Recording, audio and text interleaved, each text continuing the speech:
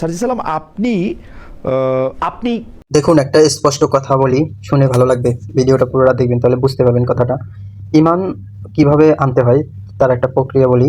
সেটা হচ্ছে, আপনার কাছে যখন টাকা থাকে তখন আপনি মাছ মাংস ফ্ল্যাট বাড়ি গাড়ি করতে পারেন।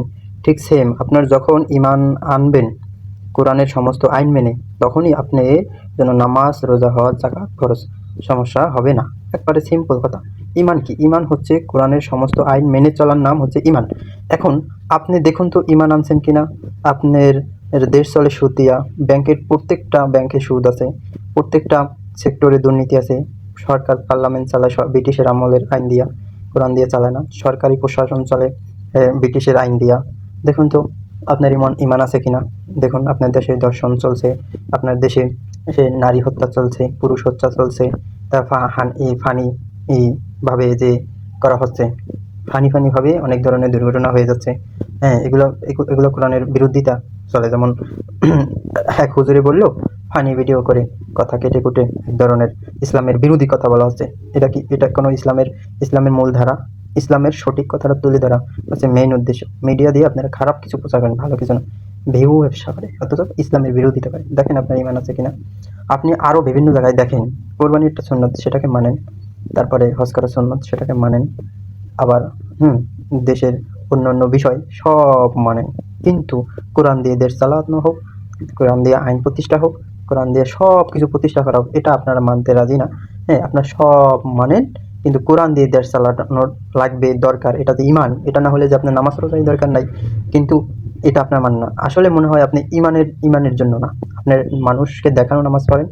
যদি আপনি সঠিকভাবে নামাজই পড়েন, তাহলে কেন আল্লাহর আইন প্রতিষ্ঠা করার চেষ্টা করেন না? কোরআন দিয়ে সমস্ত দেশ চালানোর চেষ্টা করেন না? আপনি সাধারণ মানুষ, তাতে কি হয়েছে?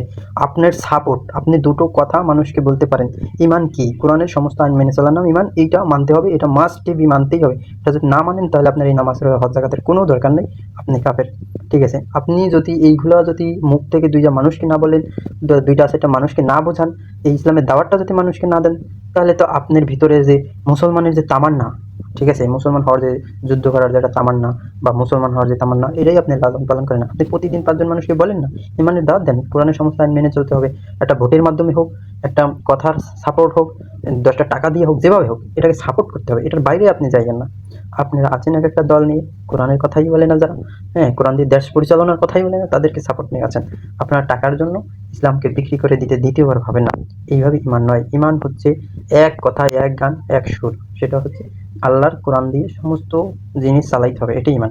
এটা যদি আপনি কথা দিয়ে, টাকা দিয়ে, পয়সা দিয়ে যদি এটাকে সাপোর্ট না করেন, তাহলে তো আপনার ইমান নাই।